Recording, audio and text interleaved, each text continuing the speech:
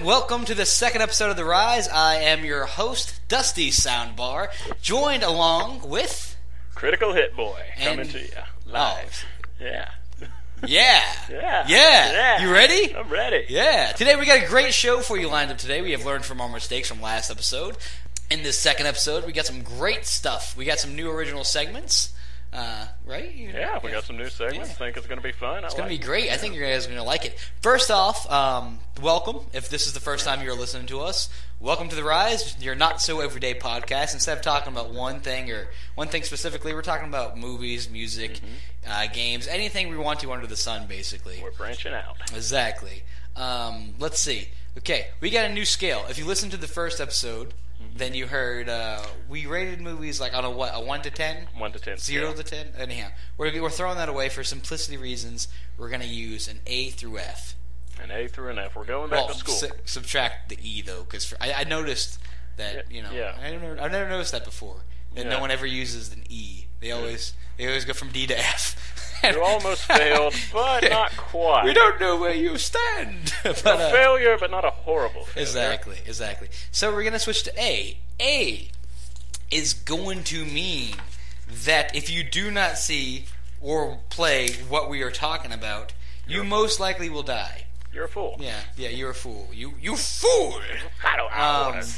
B is going to be basically really liked it. I really liked it. It wasn't quite A material, but, still a great movie. It was one of the better movies I've seen maybe in the last decades, where A would be like one of the best movies I've seen of all time. C is, give or take it. It wasn't bad. It wasn't the greatest, though. Wasn't the greatest. It wasn't awful. It was okay. D, I didn't like it. Didn't like it at all. It was a stupid movie. And F, this movie should not exist, or this game. Now, this doesn't necessarily refer to movies at all. Either there's movies and games, and we're also going to have, whenever we do stuff like we did last time, where we have upcoming trailers and stuff. Yes. We also have a little score and device on that. Since you really can't judge too much of a trailer, you can at least say if you're excited and you're interested or not. So we're going to give trailers thumbs up or thumbs down. Yeah. And so we're gonna go Emperor style on that. We will hold out the fist and we will decide how they will be judged. Are we not entertained? Exactly. Are you not entertained? Let's see. All right. Crit, I had some viewers, or listeners, I guess they would be called. Listeners, viewers, depending on what format you saw or heard us on. Is that... You didn't really view much, though. You saw a logo, and that was about it. You went on to this one, you saw stuff, but not much. I don't know what I was looking at. I was lost in the woods, and then a man came out of nowhere. Kind of like you were staring at a wall for a little while. Exactly. But no, I had some people, and they were asking me, they're like, you said that, the penguin laugh, you said that you're going to describe that, you should have did it in that episode. And, maybe we should have. Maybe we should have gave the backstory. Might have. And if you don't know what the penguin laugh is, Crit... That is the penguin laugh. Alright, but I had some people asking me what the backstory was. And the backstory is very simple. We were supposed to go to a strip club a couple years back. Yes, we are of age, don't we? Oh, yeah, of course. We were at the time, too. Yeah, we did. I think. Anyway. Yeah, but we thought, we didn't want to be like the everyday typical customer. We didn't want to just sit there and be like, oh, yes, rub your stuff in my face. Yes, entertain me. We might be entertained. So we decided to sit there. We decided if we went, how almost borderline get kicked out. Do some abnormal things to creep out. Because when was the last time that you went to a strip club and you saw a creeped out stripper? I mean, probably all the time, but leave me alone. I don't tell you about my weekends and plan for you to bring them to the show. You leave me alone. Yeah. So we thought it would be funny if the stripper was just dancing in front of us. And we were just looking at her with a straight-up Van Damme face, all seriousness, just looking at her with a little pyramid of hands on our chest, just kind of leaning back, giving her a little eagle squint. And then when she's when she finally broke down, she's like, what are you doing? We just lean back even further, clap our hands, like, so that is the penguin laugh, and we just use it for everything now.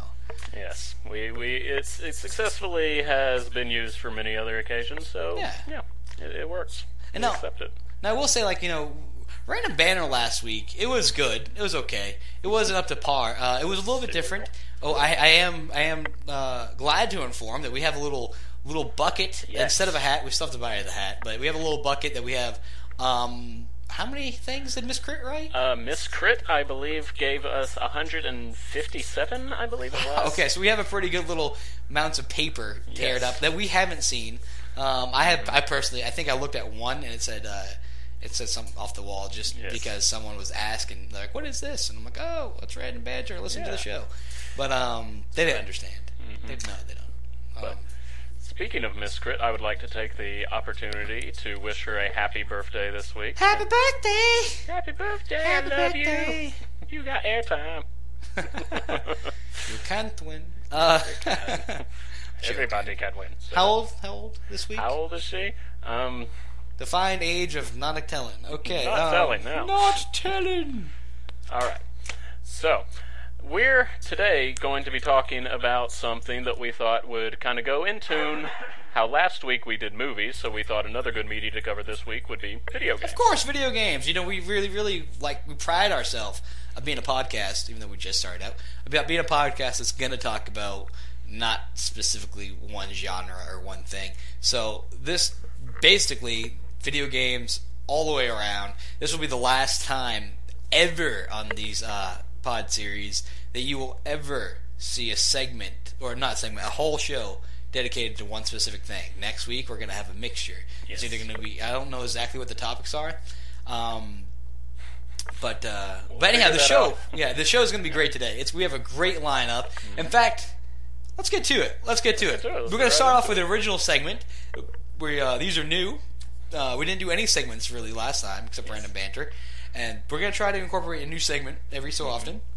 Like every episode, yeah. And maybe even have recurring segments. Exactly. And if you guys like them, let us know in the comments or the links and stuff like that. Let us know. We can continue the fun. The first segment, let's begin. Hello. My name is Dusty Soundbar, and you're listening to Sad Commercial of the Week. Now, you've all seen the Sarah McLachlan dog commercial. It lasts just about as long as our review on Batman The Dark Knight Rises, which is incredibly far too long. Now, these sad commercials are just completely horrid. They captivate you in ways that you had no idea you ever knew existed.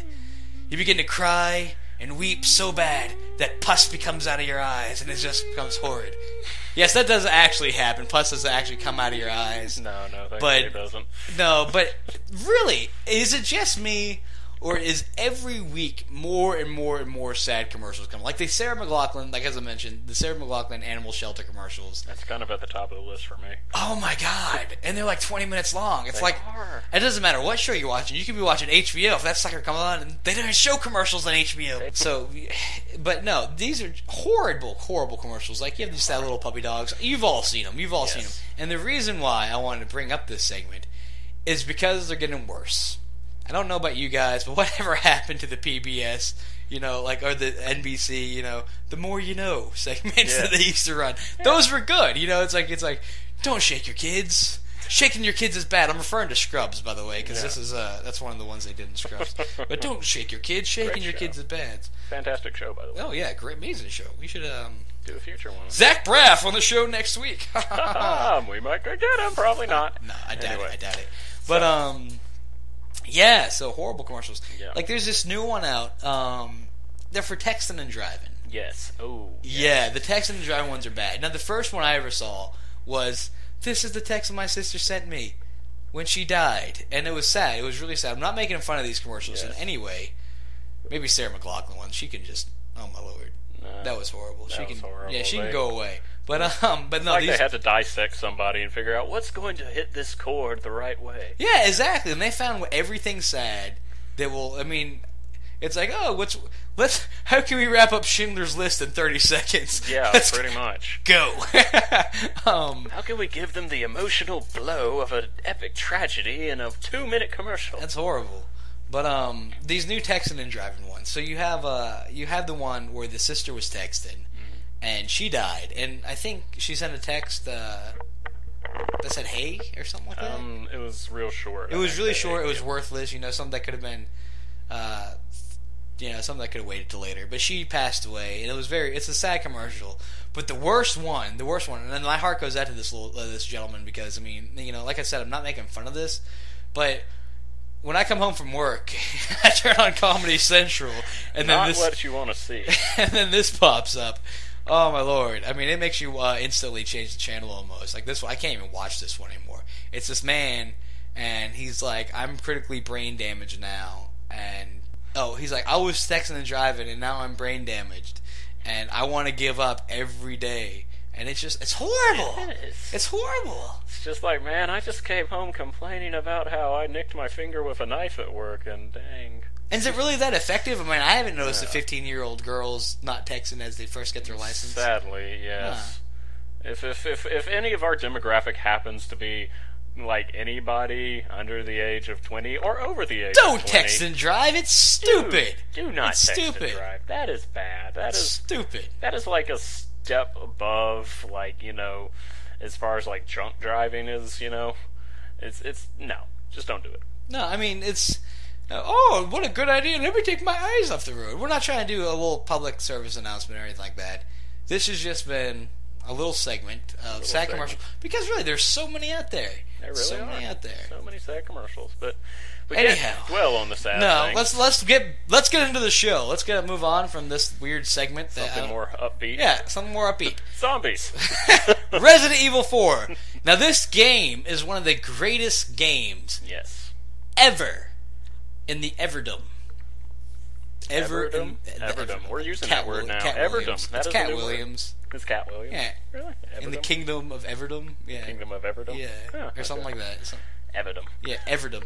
So, greatest game. Not greatest game. It's one of the greatest games. One of the greater games, yes, definitely. I would have to put it within my top 3. Top 3 is a good one. Top 3. I would say. Top 5, you're like, well, you gave it a top 5. I don't know if I want to play this game. It's a top 5. No, I would definitely go top 3 of games I've played, like, in my life. Which, back in the day... that's a lot. Because Resident Evil 4 came out in 2005. Yes. For the GameCube. Now, that's not one of the greatest systems that ever existed. And a lot of people say it was one of their least favorite Nintendo systems. I gotta say, actually, I have...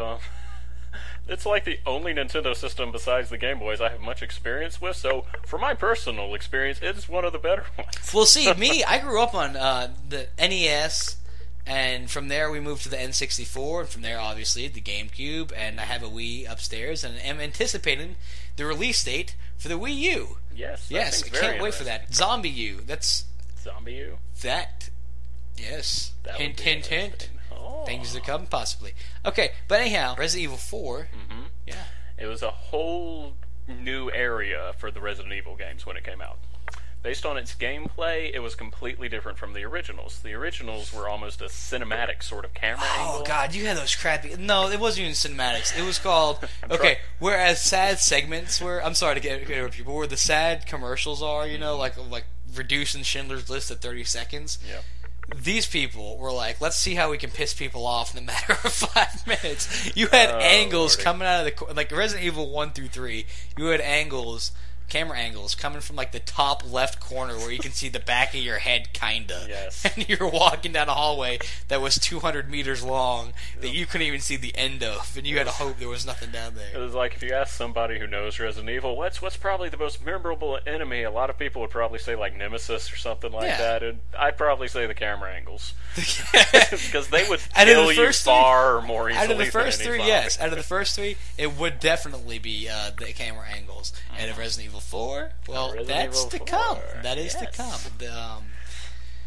So, Resident Evil 4 took it to a whole different level. Whereas, as we told you, the original ones had, I don't even know what to call them, camera angles. It was horrible. And the gameplay, it was more strategy based, more horror survival based. Horror survival, where you strategy, wanted a lot of puzzle solving, also. And they kind of toned that down. Exactly. They did turn it down. Like RE4, you still have a couple puzzles. For those of you who played it, you obviously know what we're talking about. They still had a couple puzzles. They were more entwined in the game. It actually made sense. It's like instead of walking in this room and redoing this picture for no apparent reason. Yes, let's go out into a garden that's guarded by these evil monster dogs with tentacles and get some pieces to open said door. Exactly. But the gameplay of Resident Evil 4 is like really what did it for me. You, in the opening sequence when you walk into the town, there is just so much. I mean, you have the action of, just the action of it. I mean, you have things, people on fire, people with chainsaws, people throwing stuff at you, people throwing fire stuff at you, people shooting arrows at you, people throw. We don't even know why these people are on fire. No. They're just on fire. Yeah, they're gardening, they're watering their plants, and they're on fire for some reason. Hold on, let me rephrase that. I wasn't referring to the people like actually trying to hurt you. I was referring. They steal like your escorts and they burn them at a stake, and it's pretty sad because you walk into this town. There's your two comrades. They're dead. You're all alone. Two cops that get for now. KO'd. For now, you're all alone. Leon. So they changed it to the over-the-shoulder, which I liked a lot. Which a lot of games have used, and they have put in practice since then. They really came. That was a really nice camera angle. Yes. And they had precision, accurate shooting. So if you shot someone in the head explodes. If you shoot someone in the leg, they go down on one knee. If you shoot someone in the hand, they drop what they're carrying. If they throw something at you, you can shoot it out of the air. I mean, just very nice. It's fantastic. Yeah. And the whole thing about shooting them in the head, you think zombies, shoot it in the head. Oh, yeah, obviously. I like what they did with this Yes, game. and this is the first game where they actually, instead of just straight-up zombies, they were infected with more like a parasite. Yes. And the parasite was the thing. It needed the host to survive. And if the host started dying, like such as shooting off the head, the parasite would do everything in its power to make sure that you did not succeed. Yes. It would keep itself alive by various horrifying means, such as exploding out, crawling out, having a huge hook come out, and It does something that when you see it for the first time, it scares the hell out of you. Yes, it really does. That's exactly what it does. And the thing is, it progresses, because there are like 3 stages of that particular enemy in the game. Yes. And it's like, the little one, it's got a hook. The bigger one that's like, the only thing compared to is like a facehugger from Aliens. Yeah, that's exactly what I was thinking. And it just doesn't come out. It just kind of grabs at you. Yeah. And then the third one that does come out and runs at you. Yeah, it's pretty intense. Yeah, it's intense. But that game overall had a really great gameplay.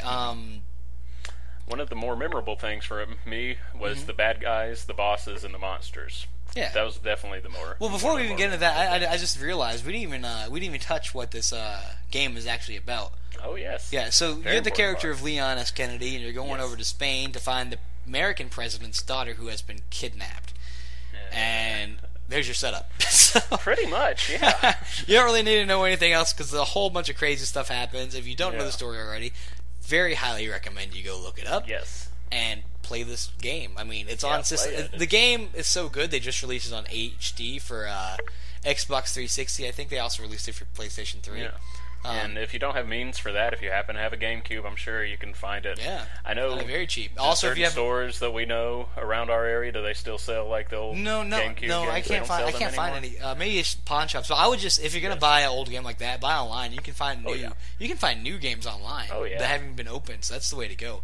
But also, if you have a Wii, one of the most intense versions of this game is Resident Evil 4 Wii Edition. And the reason why is you have all the extra features that you do in the newer ones that will anything post GameCube, because they re-released it for the PlayStation 2 right after, like 6 months later. Yeah. And you had a couple new things, but you have all the upgrades from the PlayStation 2 version, the Wii, but you have all motion control. And I'm not really a great fan of motion control. I mean, I have a Wii, but I only have like maybe 10 games. I mean, it's okay. It's one of those where you can really get into it, or you just kind of novel it. Exactly, and this is a game that you can extremely get into. I mean, this takes you back to the old arcade when you're back with your buddies back in the 90s, and you're like, yeah, and you're grabbing the game, a stack of quarters. Exactly, and you're grabbing the guns. You're like, bam, getting as close to the screen as possible. Yeah. I mean, so this game, I've played through this game probably about 12 times. Oh yeah, and it's a 17-hour game. Yes, it's a long game. Not a short game. No, it's 17 hours on the fast run. Now I'm sure like someone has done it in 2. Yes, like there are people out there who do that. Yeah. Like I don't know, they're crazy. I don't know why, but recommend this game. It's amazing as far as that. But we were talking about bosses, so let's go back to that. The bosses. This is Resident Evil is notorious for its bad guys. Like, if there's something that Resident Evil is known for, it's going to be its bosses, its monsters, things like that. Yeah. And this game doesn't disappoint in any aspect at all. No. This game has some of the most memorable bosses, especially the first one in particular is pretty much a gigantic salamander that you have to fight on a boat. And you're getting hauled around. I'm on a boat! And you're getting hauled around by this giant salamander, and you're chucking spears at it the whole time. And it goes into this little cut motion that it's almost like you're sitting and you're just waiting, and it's somewhere, and you don't know where it's coming from, and like you just in the back of your head start instinctually playing the Jaws music, and you're just waiting, and you're looking, and then it comes up and it's charging you. And you just gotta like throw spears at it as much as you possibly can, and it's just a great boss level. I actually made a point, you know how the save system was, you could save it. I always made a point to actually go save it on its own so I could go back and play it, just play that one. I had one like you. I would overwrite files, but also like for moments like that, I would save like all the good ones. Yeah, because it's just really fun to play. And another great thing, another great boss. You had Vertigo. Oh, now if you don't know who Vertigo is, just go look up a picture. It is. Yes. He is menacing. This has to be the most stressful boss in the game. I mean, that's another good thing is the bosses are stressful and difficult, but fun. Unless you don't know what the crap you're doing. Now, the Vertigo, I was playing with a friend, and you didn't know what you were doing. No, we didn't know what we were doing. Now, in theory, you're supposed to run and push down these CO2 canisters and freeze them, and then you can shoot them. So we didn't know that. So we're just running around like an idiot, and this thing is chasing us. And it's like, press A, press A. We're like, oh my god! Worth mention, I think that was actually the first game that introduced the whole cutscene. Yeah, it was the whole QuickTime. QuickTime events. Yes. Yeah, first game to do that, or one of the first, and like one of the first at least to do it well. Yeah. And then everyone does QuickTime. And this particular boss he's talking about abused that thing so hard. Oh my lord. That thing is it's chasing you, it's behind you. And this isn't one of those ones like, oh, well, if it gets me, I can just shoot at it, and then it can hit me, and I'll be okay. No. If it touches you, you're dead. If you do not have to hit A or B or L and R or whatever it wants you to do, you die. You're There's dead. no, I took a few You'll be dead! Star Wars reference. But there's just, like, the whole time you're fighting this thing, if you don't push the CO2 and kill it, you're running around this hallway, and you're waiting on this door to open, so you can get to this elevator that you have to wait even more so for it to charge up. So we're waiting for this door to open, and we finally make it to the door, and we're like, yay, we can open it. And we open it, and the thing, it had just gave me and my friend a quick time. Yes. Like, it's like, oh, it's right behind you. And we succeeded through it, and we were right at the door. We opened the door. No lie, the thing was on the other side of the door. Vertigo was standing on the other side of the door. We're like, oh no! Oh, hi there. Yeah. Hey, what you doing in my little boy room? We're like, what you doing in my sewers? So, it didn't even give us a quick time. It just sliced off her head. Ooh, wow. Yeah. That's fun. That's one of those good moments where you're like, oh, what just happened? But I'm really not that angry because that was so cool. And that's another thing. Memorable moments about this game. You have okay, unlike Resident Evil 5, which a lot of people were so excited for because, Resident Evil 4 is such a great game, like we're saying, and Resident Evil 5, what a letdown. It was, to me personally, it was a letdown, but not a huge letdown. I was let down because of the fact of, it was like, you have RE4, you know what to build off of, you have it, and you think I can only go better from here. No, I get, okay, I don't even want to talk about Resident Evil 5 all that much, I never want to do a show about it, that's for sure. I give it a C. You give it a C? I give it a C. I'll agree. I'll give it a C. The reason why is because while it was okay and while it had some fun moments, there's just so much stuff that could have been improved. There's not a lot of ammo around. Like I said, I'm not going to talk about this for but a second.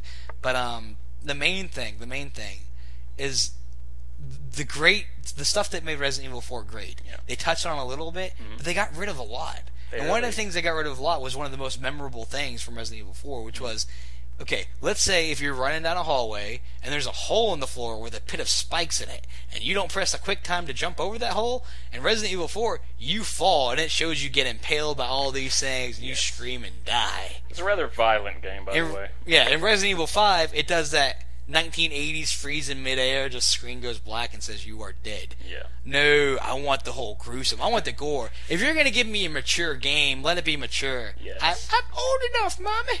I can play them. We can see these things, these horrible, horrible things. But, yes, that was actually one of the most memorable things about the game was all the different, QuickTime things that they had. Yeah. And, there were a ton of them. Like, in particular, at one point in the game, you go into this castle that's owned by this crazy guy who is, we'll call him vertically impaired. And his name is Salazar. He's short. He's very short. He's a little person. He is a small guy. But he's not like a normal little person. He's just like one of those, the creepy Wizard of Oz type ones. Yes. Not the ones that... Yes. I don't know how to describe him. He's just very odd. Anyway, and his name He's is like Salazar. Patch Adams. He's not Patch Adams. What's that? Adams. No, not Patch. I'm thinking about Robin Williams because it was that Robin Williams movie called Jack about that kid that grew up. Yes. But instead of imagine that, but instead he was always like the height of a 5-year-old. He was physically stunted, I guess might be the way to put it. But so anyway, at one point you're in his castle, Salazar, and he's trying to chase you down. And I got killed so many times. Do you remember the part where the giant statue of him would come after you? Yes, I do. Yes. I got killed so many times. I don't know what it was about that. I think it was the part where you would run and you had to kick the door that was chained down. You had to shoot you only had so many seconds to do it, too. Exactly. It was crazy. That part killed me so many times. And then once you do that, you get out to this huge chasm and you got to cross over it, then the giant thing breaks through the wall and comes after you there. It's like, I just can't get away from this. Someday you just can't get rid of a bomb. If you can name the movie that comes from, name it in the comments, people. Anyway, but what other memorable moments are there? One of my memorable moments was when you get to the island and you get to the facility and you start finding out what's going on. Yeah. And you're introduced to the things such as Iron Maidens. Yeah. Yeah. Those are fun. And fun. regenerators. The regenerators you meet first. And it was really funny. One of the most memorable moments of that, it was I was playing with one of my friends again, and I think it was the same friend's house, just a different time. And you're walking out of the freezer. You just get the scope so you can actually shoot the little parasites in the regenerator. Infrared, yeah, the infrared scope. Mm-hmm. And the regenerator's coming. Oh my god! And if you get like 3 feet away, it's gonna grab you, it's gonna pull you, and it's gonna eat your face. And you're like, oh my god! And that's not just us joking. They literally do go for your neck and just start just nomming all over your upper head area. They want to devour your soul. They're like, I smell your soul. You're like, no. We should start a comment if you can name all the movies we reference in the podcast. You win a prize. You can. You don't win a prize. We'll say your name in the next episode. Say your name in the next episode. There we go. But anyhow, no, it was funny because this thing, the regenerator's pretty intimidating. It's like this big sloth that's not a sloth. It looks like a giant, naked, stone black person. Not African American black, actual the color black. It's great though. It's great. Kind of a stone, steely color. Yeah, he's kind of really dark color. It reminds me of a demented rag doll that just has no hair. That's a perfect way to put it. Yeah, a demented rag doll because their heads are always tilted back and they're always like. And they always have these black glowing red eyes. Yeah, they're creepy. But it was funny because I was reloading and I turned the corner, and obviously Resident Evil, once you turn a corner, oh no! So you turn a corner and I bump into one, and I'm like, no! I'm like Sarah Connor from Terminator, no! Crawling down the hallway, just walking out of the elevator. It's gonna kill us all! And so anyhow, I'm crawling away from him. My friend's like, oh dude, just go down the hall 20 feet. He won't be able to get you. So I go down the hall. I turn around, and I was very surprised because the next thing I saw was the regenerator stopped. I'm like, oh, well, good. Maybe he knows that he can't win. All of a sudden, his arms shoot down the hallway. Yes. He grabbed me. He was like Stretch Armstrong, and he pulled me down the hallway. They're like demented silly putty, those things. Crazy. And they're called regenerators for a reason because you can't just blast away at them. And that's actually something that I would do for fun if I had enough ammo. I would just shoot the living daylights if you beat the game, you get the Chicago typewriter, and you go back. And it turns out eventually you can kill them if you just cover their body. With if you hit the right place, but you still have to hit their key places. Oh, yeah. You can't, and the key places change from every time, so you never know where they are. And they do the weirdest thing. If you blow their legs off, they start doing this weird forward flopping motion, and they growl while they do it. Did you ever get one to do that? Yeah. This is like weird plop. Yeah, it's very. I would not recommend playing this game at 3 a.m. No, I don't care. I'm a grown man, but I'm scared of the dark, man. This game will make you scared of the dark. I'm not afraid of the dark, but I am afraid of... I'm scared of the dark. I'm not scared of the dark. I'm scared of what can hide in the dark. Anyway. Yes. But, lurking in the shadows. Yeah, it has just so many memorable moments, and the bosses... I think the worst one, the worst memorable moment, would have to be Leon! Leon! Me and Miss Crit were actually talking, and we decided Leon! If we ever get a cat that meows like constantly, we're going to name it Ashley. Okay, Ashley is the president's daughter in this game, and she goes from not really helping you, just annoying you by saying Leon every 3 seconds, to the end we're like, hey, thank you for saving my life. How about you come to my place and we hook up? Overtime. She said overtime. Remember that was? Oh yeah, it was overtime. How about we come over to my place and you do some overtime? I'm like, no. Yeah, she's like, what is she, like 17 in this game? I think she was 18 for legal was she 18? reasons, probably. Oh, for those reasons for specifically. Legal reasons, she was 18. But yes, she's memorable, but not necessarily for the right reasons. But yeah, Resident Evil 4, one of the greatest games I have ever played. I have to solidly agree with you on that one. So I guess that would mean it's score time. Now this isn't just going to be like, like we gave The Dark Knight Rises an A. Yes. I mean, switch to the new scale, we gave it an A. Yes. And so we're not just reviewing things that's going to get A. We're going to review things that, trust me, that that far, far below. They're coming. That far, far below. They are coming. They're coming. Run, you fools. Remember, if that you name all that the is what I say when I see a references. Twilight. When I see a Twilight trailer, I just look whoever's in the room like, "Run, you fool!" Yes. Technically, if you can tell me what that quote originally is, you can. We'll also mention you on the show. You'll get a. It's about you'll it. Get a mention. That is right now at the beginning. You can just get mentioned. You score podcast points, which have no redeemable value or material placement. Nothing. We'll talk about you on our Facebook. So, score for this. I got to give this a very, very happy A. I got to give this a gigantic A. I give it an A. This was a very well game, very well developed, changed gameplay. As you can see, I mean, there's still things in this game like this game did that are still being implemented today in current games. Like like this is you're talking about a GameCube game, a system that gets crapped on so much. And I want to say something right quick. GameCube gets crapped on so much, but I remember watching a G4 show. And they were like, "Oh, let's see." It was X-Play. And like, "Oh, which system's better?" And they had the PS2, the Xbox 360, and the GameCube. And they were on a 2-story building, and they chucked it off the roof. I remember this. The PlayStation 2 shattered on impact. It was it was done. The Xbox didn't shatter all the way, but it wouldn't play anymore. And so they threw it off again, and the Xbox was done. The GameCube bounced and rolled, and nothing happened to it. And I think they did it time and time again. Like, how many times they had to work to break that thing? They did. I'll give GameCube that. Like, ours it did that weird thing where it broke for a while, and then it worked fine. And we don't know what happened. Nintendo, they're a mystical bunch. They are, I swear. They make some kind of self-regenerating game systems. One funny thing is, if you have an old GameCube system lying around your house, you don't need a gun. It has a handle on the back for a reason. You can just swing that thing wildly. It is portable and deadly. It's the portable mace of today. It is the morning star of game systems. So I give, again, this game highly, I say whatever system you can get to it on, I say definitely go for it. Oh, most definitely. Most definitely go for it. But speaking of zombies... Today like we said, we got some new segments. Now, you already heard the sad commercials. Yes. Yeah. Commercials are sad. Yeah, that's about it. Sad commercials. We didn't do too much with that, but very pleased to announce our original segment. We're going to go on break and play this for you. It's previously recorded.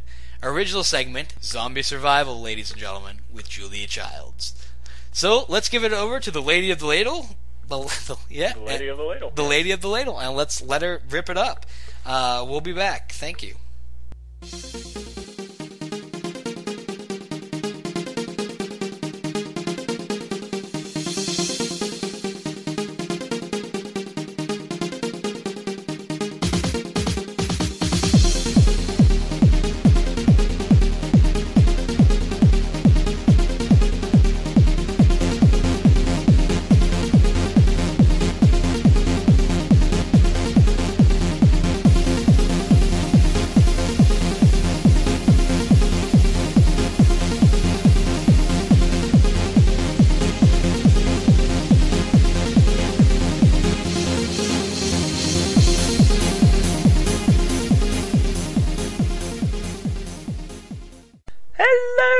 my name is Julia Child. For those of you that do not know me, I am known as the Lady of the Ladle, for it was I that am responsible for every cooking show that is on television today. That is correct, I was on television. It was back in the 60s it was, and I was extremely popular. But anyhow, let's stop with all this introduction nonsense, for all that is ancient history, and before the apocalypse came, and, well, anyway, welcome to Zombie Survival with Julia Child. Now, note that French is actually nowhere in the title, for reasons that are best described as the French would simply just run away from any zombies and would ultimately fall prey to any of these horrid rampaging monsters due to, well, anyhow, today's topic is on zombie survival and how to make and use the shotgun Molotov launcher. Now, I was first introduced to Molotov cocktails when I was 14 and I was travelling with my beloved at the time, Franklin we will call him. Well, our relationship ended that day promptly after Franklin's face exploded into flames when the cocktail shattered on his abnormally large forehead and he died. Well, moving on. Now, speaking of Molotov cocktails, most countries in the world prefer to use gasoline and diesel fuel, or something along those lines to fill their bottle with. Well, I prefer something different and a little bit more savory of a method, such as this 190 proof grade alcohol. That feels very good going down, and it suddenly feels lovely as it burns away the lining of your stomach. Now, also for my method, you simply acquire the bottle of your preferred alcohol and remove the lid and place, well, I'm going to use this dish rag here, and you take it and you plunge it into the neck of the bottle, like so. Lovely. And with that ready to go, all that is needed now is to ready our ever-waiting shotgun with this simple store-bought slingshot. We will simply use these zip ties to attach the handles of the slingshot to the barrels of our shotgun, our double-barreled shotgun, that we took the liberty of sawing off before the show. As I always say, if you're going to shoot a man, go ahead and make it 12 instead. My husband used to love that one, God rest his soul. Anyway, with the handle securely attached, we can now move on to hammering the simple nail that will hold the band for the sling as it wraps around the cocktail, which in turn is now awaiting to be released and shared with our flesh-eating guests. The theory to my invention, of course, is that after your lit Molotov is released at the horrid figures that used to make up my loving friends and family, back to the simple household nail. Look around your home and surely you'll be able to find one. Now, I did not want to risk breaking a nail with the hammering, so I chose instead to carefully balance the nail upside down atop my counter, and then I firmly grasped the shotgun with the barrel facing the center of my chest, and thanks heavens it did not go off, because that would have been a hellish mess to have to clean up. So, with the shotgun raised high above my head, I swing wildly at the nail. Now, this did not work exactly as I planned, and the nails seemed to have been secured in the butt of the shotgun. However, the corner of my counter seems to have been shattered into many, many pieces, and it seems to have acted as a bit of a dinner bell for the hellish, soulless mutants that are waiting outside my door for me. Right, with the shotgun Molotov launcher now ready to use, I will demonstrate for you what incredible power it has by unleashing its fury on these unintelligent, helpless, semi-helpless zombies. Let's grab our 190 proof alcohol and simply rest it on the barrel. Splendid. Now, oh shoot, I forgot to pull back the band for the slingshot. No matter, we will simply go ahead and stretch it above and over the bottle like so, carefully. Perfect. Now I will light the Molotov cocktail and have seconds to release it, and once I do, I will shoot it in midair, causing it to explode and spread like glorious napalm. Ha! Here we are. Now, let's practice what the preacher has been saying. I now am going to light the dish towel, and here we go. Oh dear! Oh no, this is not good.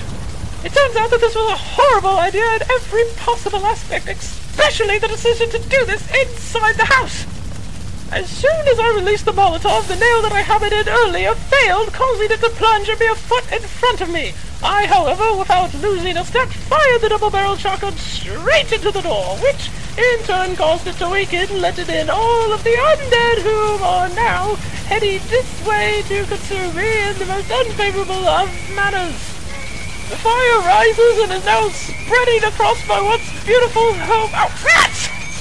Well, it appears that the zombies like to beat my arms and my neck, and they're biting me a lot. Well, I'm dying now, so I guess we'll just have to conclude the show here.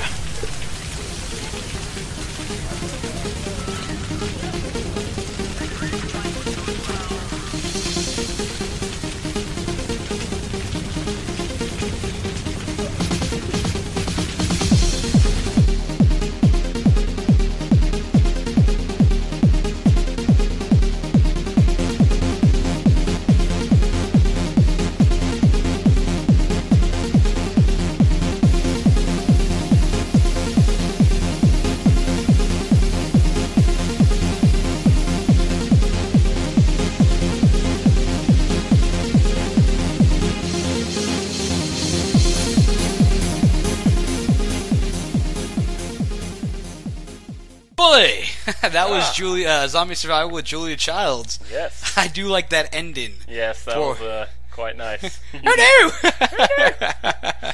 That was pretty good. I like that. Very good. I like that. That's fun. A lot better than the first segment of the show. Commercials. Yes. So, okay, moving on to upcoming video games of this year and early next year, roughly. Mm-hmm. We have a lot of good games. A lot of good games. Now, just because we're not going to talk about it doesn't mean they're not obviously coming out, you know. They're coming out, we just didn't think of them. Well, yeah, you have, like, some that we're not going to mention, or, exactly. We didn't think of them. All right. Yeah. No, there's some good... If you have any games you want us to talk about, throw them in the comments. Yeah, if you... As always, let's go ahead and say this now. If you have anything that you would like us to talk about as a topic, such as we did with RE4, and now we're about to do with upcoming video games, or if you'd like to submit any random banter, all could be submitted multiple different ways. You can email us, and so forth and so on. Well, first on the list, Dishonored. Yes, Dishonored. Now, this is... when did you first see this game? I first saw this game, I believe you sent me a link to it over Facebook, and you wanted me to look over it. So we checked it out, and it looked very interesting. I really liked... now, if you're going to go out... If you haven't seen anything about the show, and you're going to go out and watch something, I would highly recommend... the Dishonored gameplay trailer. That's all it's called, Dishonored gameplay trailer. And the reason why I like that one is because it gives you a little taste of what it is, and it gives you this awesome song of a re-edition to the Drunken Whaler song. Oh yes, okay. What would you do with the Drunken Whaler? And it's just amazing. But the tone of the song sets the mood of the game. Whoever decided to market that was, should get an award, because I saw that trailer and 20 seconds in, I'm like, why do I not have this game in my hands? Shut up and take my money. Give me num-nums. Yeah, shut up. Do it. So yes, it looks very interesting. It has a very kind of a steampunk sort of feel. Yeah, it's very steampunk, kind of like apocalyptic. Yeah, apocalyptic steampunk kind of. Yeah. One game it kind of reminded me of, just sort of in the way the gameplay looks and kind of the atmosphere. It reminded me a lot of BioShock.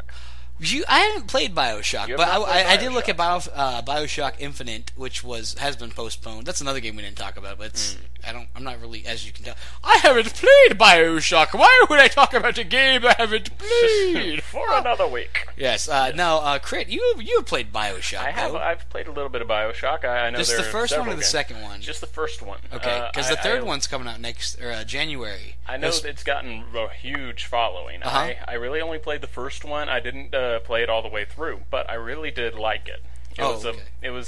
It was a first-person shooter. Oh, you didn't play. Hold on. You said you really liked it, but you didn't play it all the way through for the first one. You know me. I'm one of those people where I will pick up the game. Okay, fair enough. Yes. Yeah, because The Witcher 2 sits on my shelf. Incredible game. Yes. Still haven't finished. No. Well, I'm the same way. It almost feels like a chore this time. Yeah, at this point it feels like a chore. I'm kind of the same way with how BioShock was for me. Very, very good game. First-person shooter. Had a great storyline from what I could tell. It was one of those really kind of hard to follow storylines. But at the same time, it was a really fun game, and I really enjoyed what I did play of it. It had a great atmosphere. The atmosphere was one of the big things for that game when I played it. It was really kind of, wow, I can't even really think of a good word for it. It almost had this sort of Victorian kind of feel. Yeah, that's exactly what this one kind of has. Yeah. A Victorian steampunk kind of feel. Except this one, was it dark though? Dark how? Dark? Like, if you look at looking at the trailers for Dishonored, it's very dark. It's do you mean visually or story-wise? Both almost, like more tone. Yeah, tone, this one, BioShock had a very dark tone to it also. Okay.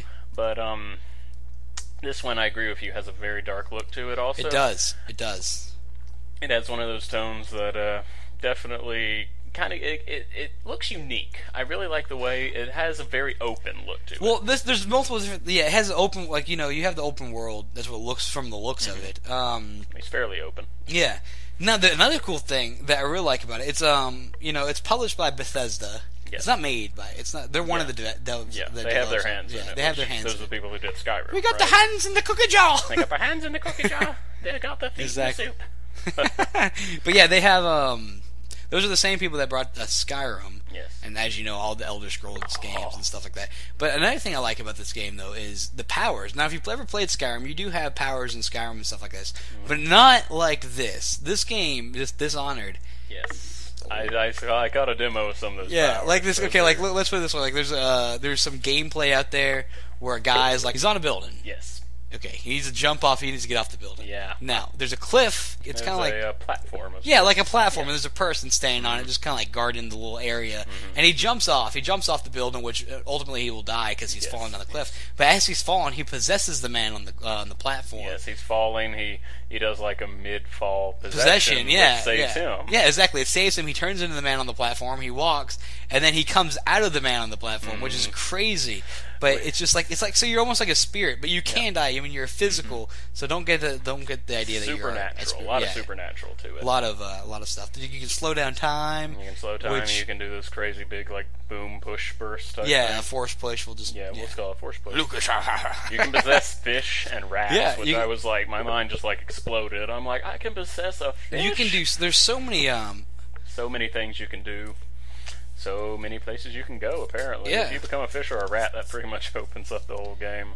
Exactly, and like that's the thing I like about it. There's so many ways to play this game. It looks like yes, you can go in probably the more stealthful way. There is there's a stealth way where you can actually, instead of killing people, like let's say one of the bad guys is they own mines and they basically enslave people, and we're not talking about like I'm a miner nowadays. It's just a dangerous job. No, we're talking about you're basically an indentured servant. You go there. It's like a prison. You're never going to be seen again. Maybe never even heard from again. And you're never going to get paid. You're going to be fed like raw, rotting crap. Yeah. And that's about it. And anyhow, you can go up to these guys, and you're basically an assassin. You can choose to kill them, or you can send them to the mines they own, and no one knows they're alive anymore, and they've spent the rest of their days working in their own mines, being treated exactly how they treated others. Yeah, which is a pretty awesome little twist. That's something that you don't see in a lot of games at all.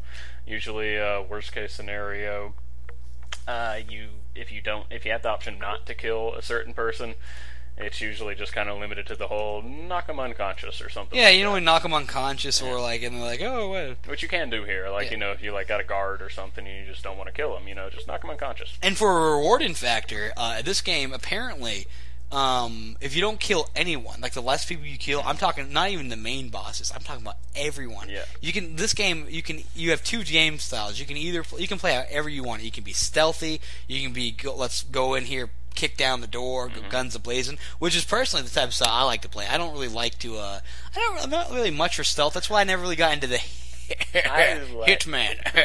Hitman games, because it's always about stealth. And I tried Metal Gear Solid back in the day. I can't really remember it. I'm kind of honestly one of those people who I really like to go in and bust in and just do the whole guns a-blazing mood. Yeah. But honestly, if I have the chance to try and do the nice, neat, stealthy, kind of figure out how things work, I really like that. I can appreciate a game. Well, I mean, typically they're too hard. They're just so boring. It's not necessarily so hard. I don't like, okay, good stealth. Batman Arkham Asylum. Yes. Batman Arkham City. Good stealth. Those are good stealth. Because you still have the option, like stealthy to enough where you can disappear real easy and stuff like that. but you still have the option where you can just drop in and kick their butts and stuff like that. But I don't like hiding in the shadows to where the point where you have to do this slow walk or this slow crawl the whole entire game. Yeah. That gets so boring, in my opinion. And I think that a huge part for keeping that boring or not boring would be the environment of the game. Like, the AI, how it reacts, how it does things. Yeah. And from what I saw for this game, the AI seems to be very good. It seems to be kind of how you would think just a normal person would react. Yeah, it's incredible. Like, they're right on par with that. It looks great. It looks like it's going to be one of those really it's one of those games, like, the more I look at it, you know me, I'm not really one of those go get it the first couple of days it's out kind of people. But this looks like one of those few ones I might be up for that. You should. Now, I have already pre-ordered the game. You get like a pack of tarot cards. Well, I don't know. I don't know if it's a whole pack or a few tarot cards. Like 2 or 3. Yeah, maybe it's like... I'm going to do a reading with my free cards. Well, I don't know. I don't know if it's like they're specially made for the game or something like that. And it would be really cool if it was a whole pack. Yeah, that would be very cool. But the game, it looks really cool. The feel of it, like we were talking about, and just the possibilities on it. Like, I mean, this is a game where you could go in there, like, you could literally have that feel, kick down the door, shoot 5 guys in the face in slow motion, run outside right quick before before the slow motion effect goes away, jump into a rat, run back through the crowd as they're getting shot by your full bullets falling because time caught up, and then you go through the rest of it stealthy, while everyone else is distracted. In fact, I just might do that right there because that sounds like a really good. Yeah, that sounds like a really good plan. Kind of go in there and just do that. Shoot somebody for a distraction, and exactly. And then possess a rat or something. Yeah. Okay. Now, apparently there's some sort of meter. I'm not too sure the mechanics of the game. We'll get more. I'm pretty sure this is one of the games that would be highlighted in the show somewhere or another. For something like that, you have to think there has to be some sort of meter, some sort of. Oh, gauge, there is. like There's some sort of. Yeah, I don't know exactly how you refill that at this time, but that would just be impossibly easy. All right, before we go any further, we got a little rating system on the trailers. Like I think we mentioned this earlier. Yes. We're gonna give them a thumbs up, thumbs down, or a tilt. Now, a tilt is kind of like that so-so hand motion where you kind of put a flat hand and wiggle it back and forth, like I don't know. So we're gonna call that the tilt. Yes. Emperor Edition.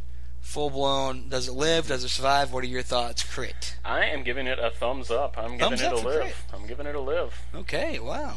I too am giving it a thumbs up. I'm kind of impressed that you are, because this is a game that we have talked about off air before. And and I you've been honestly, skeptical. I did more research. I went in. I researched. The more I looked, the more you pleased I was. Yeah. Yeah. Okay. Now, we are talking about Dishonored. This game, it gets a thumbs up from both of us, so we are both looking for. The thumbs up basically means we're looking forward to it. Yes. A thumbs down means who cares about it, and a tilt, a tilt is a tilt. We'll see what it says when it comes out. Yeah, I'm not going to pre-order. I'm not going to run out by any means and pre-order it, but this game gets a thumbs up from both of us, and it comes out October 9th. Fantastic. Yeah. Okay. All right. So I guess the next game would be Hitman. Hitman Absolution. Now, I just said earlier, like we were just talking about Dishonored, that I have never played a Hitman game. My friends have. I've heard they're really good, but it's always been that stealthiness. Like, I remember that was a real big game about stealth. Yeah. Like, really bad. I've never played one before myself, so we're going totally outside looking in on this. Exactly, outside looking in. From now, I could have some fans out there like, "Oh, how dare you talk about our series when you have not played the games? How dare you express yourself? Hitman Absolution looks like the worst Hitman that ever came to existence. How dare you? You do not have the right to judge this. You just have to imagine the Absolution.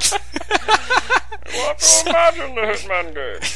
Yeah, is that? But anyhow, but no, this game it looks pretty cool. Like, this is a game that really, I pre-ordered it already, so obviously I give it, I don't give it a thumbs up. I pre-ordered this game, but I give it a tilt. I'm going to say that now, before you even talk about it. Give it a maybe positive tilt. Maybe positive. A little bit of a thumb slightly in the air tilt. A little bit of the thumb, more thumb slightly in the air than more thumb down. A skeptical thumb in the air. Yes, exactly. And because the reason for it, like I said, I've never played a Hitman game, but this game looks really cool. It does. I saw a gameplay, and they kind of had a weird filter kind of on it, though. I don't know if you saw that that gameplay where I'm not talking about the trailer. Like, they had some amazing trailers. Like, they had some the trailer with the nuns. Yeah, that was incredible. That trailer made me feel sad. I don't know. It gave me this James Bond-esque kind of feel. That was like, good James Bond. I really don't like the Daniel Craig James Bond. You don't like Daniel Craig James Bond? Not too much. No. I mean, it's just I can't get into it really. Maybe this Skyfall's coming up. I might be able to get into that because that does look interesting. Did you see they introduced Q? Q, yes, I have noticed that. I saw that. Yeah, but maybe like they introduced Q, so maybe Skyfall will be a little bit better. I mean, I did kind of like that feel, but I don't know. There's just something about the new James Bonds that you just don't. I'm not saying Pierce Brosnan was the greatest one, but I'm just saying like I liked his ones. I mean, they were cheesy and corny, but still they were what I expected. They had the gadgets. They got to have that kind of the James for Bond lack of feel. a better word. Sleazy sort of James Bond, almost kind of. Well, it can be a serious tone. Like I don't mind serious tones, but it didn't have that feel. I will give you that. Daniel Craig, he does have that kind of real stoic, not a whole lot going through kind of feel. To be honest, I hate to say it, but he's not really that. He's just a boring character. Boring James Bond. Boring James Bond. Yeah. I It's like the first movie was like, "Let's play poker, Mr. Bond." You stole my money! That's about it. That was about it. Stole my money! End of story. That was it. Now I hit you with the balls! Yeah. Oh, well, okay. Yeah. Come on, you have to admit, that was a pretty memorable scene. That was a pretty memorable But anyhow, like I was saying, about the filter about Hitman, yes. It does look like there's a little bit of, I don't know what you would call it, like a color-tempered filter on it. I saw it when he was in Havana or whatever. It did have this weird filter on it.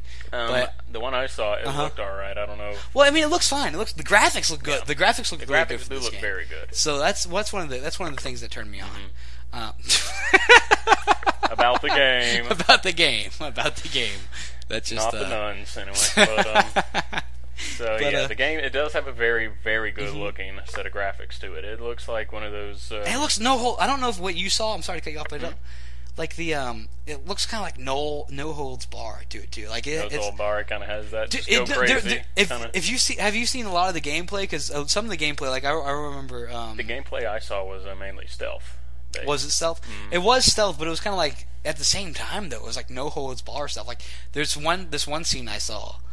The guy walks into a mechanic shop, and one of his targets is like, I think he's like up on a balcony, so he just chucks him off the balcony, and like whatever they think, works. but like the people don't, they think, well, maybe he slipped or something like that, because you do something to him, and then you throw him off the balcony, and there's a guy that's working in a mechanic shop, like I was saying, he's working under like one of those lifts. He's just standing there, like working on the car that's above him, and you just come by and hit the controls. Just crush him. Right? Yeah, and just crush him. So it's pretty cool. It does have a very. It looks like it has potential. That's the best thing I can say. I've become very skeptical of like really cool trailer commercials. Well, like name one that. Why? Name why? Why have you become skeptical? Why? Well, let's see. One particular one, Dead Island. I haven't played it, but I've heard very... Dead Island, yeah. When that trailer came out, I was so excited. That was a beautiful trailer. It was sad. It was sad, but beautiful in the whole gameplay. It was amazing. It was amazing. Yeah. I wanted that game until I actually saw gameplay for that game. But as soon as they released gameplay, though... Yeah, then you can get a better feel. I didn't want it. I didn't want it anymore. Yeah. And I haven't bought it. I don't want to buy it. I've heard mixed things. I've heard like some people are like, oh, it's the best game ever. But and other people are like, no, it is not. No, it's like Naughty Bear. Naughty Bear gets Naughty Bear gets an F. We'll bring that up on another. Naughty Bear gets an F. Okay, so I guess Hitman. Sorry, guys. Yeah, you've given your review as a skeptical, slightly thumbs up. Tilt. Yeah, I gave a tilt on it just because. I'll agree. I'll agree with you. I will also give a. It has potential. Skeptical thumbs-ish kind of up tilt. Well, like I said, most likely it's just because I've never played a Hitman game before. Like I said though, if it's based on like solely stealth, like this game. From all the trailers, it's not about stealth at all. Anywhere in any of the trailers, but in every part of every gameplay I see, stealth. Yeah. So I'm skeptical. It's one of those cautiously optimistic kind of things.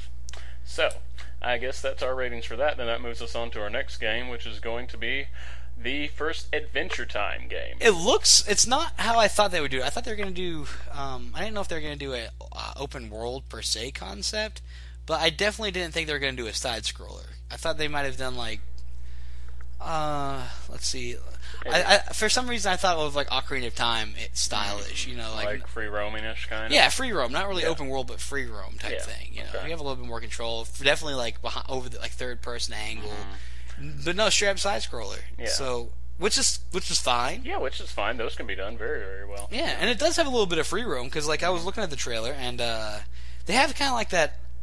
Really, honestly, to me, it gives me a feel of a cross between what you would expect from Zelda, the older Zeldas, not when I'm saying that, I'm talking more like Talking about NES Zelda. yeah. Dangerous to go alone. Take How this it looked, with you. because like if you saw in the trailer, that's exactly how it looked. The 8-bit almost when he was walking across the map. Yeah.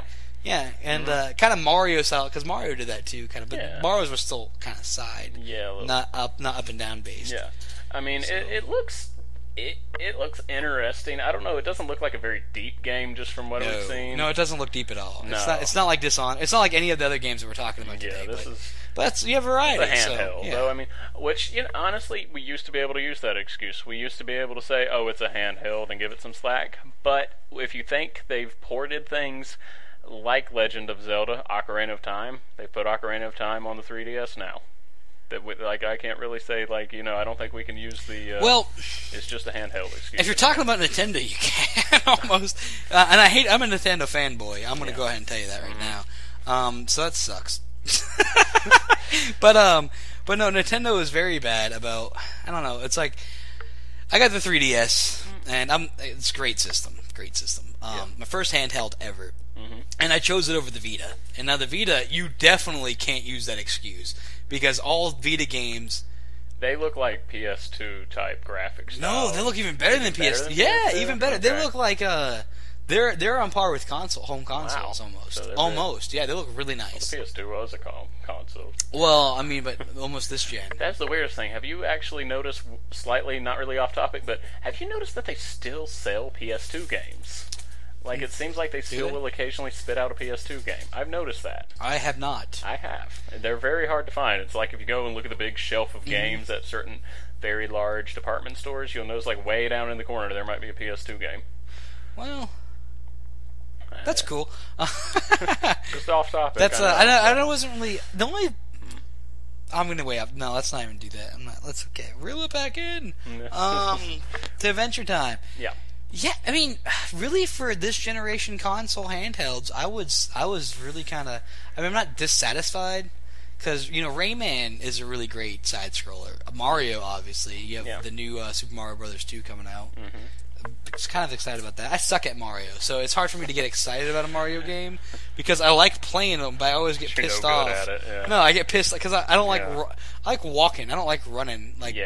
Which is completely opposite of how I play every game besides Mario. I run through every other game besides Mario. Mario, you're like taking because I'm not good at. For some reason, I'm not good at timing jumps in any game whatsoever. And I'm very similar in that fashion.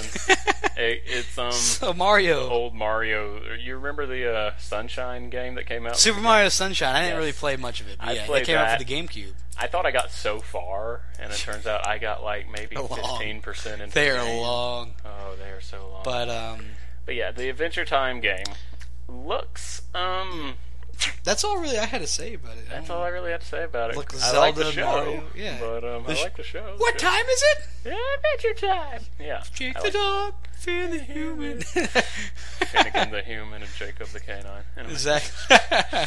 But I really like the show. Homo sapien. I'm honestly not. I'm honestly kind of gonna have to give, from what I've seen so far, gonna have to give this one a thumbs down, just because it looks. You're gonna have to give a thumbs down. Wow. It just seems far too basic to me. It just seems, coming from a man that plays Pokemon games. Don't just Pokemon, man. We got our first sequel coming out. Dusty, you don't want to talk about Pokemon Black and White too, do you? We should. We're doing an upcoming video. No, we have more to say about that than we do about the Adventure Time. No, the last. Okay, yeah, we have more about. Yeah, you want to know how much I have to say about that? That's a weird. The last Pokemon game I have played was which one? Pikachu Snapshot for the N64. Way back in the day, Pikachu Snapshot. Where you took pictures. You rode in the car with Ash. That was a Pokemon. It was a Pokemon game. It wasn't called that though. It was like Pokemon Snap. Pokemon Snap. Yeah. I added a shot too. Who cares? What? I added a shot. A snapshot. Snapshot. Yeah. Pokemon Snapshot. Whatever. You took pictures as when you're. It's stupid. Pokemon. Yeah. I used to play that game. I'm still one of those fanboys, and I know we're out there. Trust me, we are. Rise up, my fanboys. Ready to unite? Rise, my Pokemon fans. But Gen 1ers yeah, or Gen I'm gonna stick with the tilt because even though it's tilt, yeah, because like I said, Rayman is a good side scroller, so is Mario. Even though I'm not typically good at them. Just based from. I'm giving my grade solely on what I've seen so far, which I'm not arguing with you. There's not really seen much, and they don't give it. They don't Oh, Hitman Absolution comes out October 20th, by the way. I forgot to say that. November 20th, I'm sorry. Oh, November 20th? Yeah, Okay. And Adventure Time, no release date. We have no idea. It's just, it's coming out whenever the Wii U's coming out. Fall. No, they're obviously looking at winter because fall is here. Vague answer. Yeah, I don't care if it's still August. August is fall to me. June and July are the only summer. Summer. June and July are the only summer months. It's just summer. All right, so we're done with that. That brings us to what I think is a very anticipated game. It's very anticipated, but is it for all the right reasons or for all the wrong reasons? Halo 4. That is the question. Halo 4. Halo 4. Let's do a little glance back, though. I guess, Halo, the first one, I was a very big fan of. I didn't play Halo 1. I wasn't fortunate enough to when it came out. In fact, I didn't play it till... It was years after. I think the third one had just come out. I did not get a chance to play Halo until it had been out. The second one was out by the time I played the first one. By the time I played the first one. I played the second one. I remember it was 2004, so it had been out for several years. Yeah. But the second one hadn't come out yet, so I had time to get into it. And the first one I loved. The first three I liked a lot. I got the second one. The second one I liked, but not as much as the first one. No, I did like the first one a little bit more, but I really liked him. I don't know. It was fun. Like, even though, I think I like the storyline a little bit better than the first one. Yeah. It's been years since I played them. So basic, but so great. Yeah, but it's still fun. And then you had the Flood.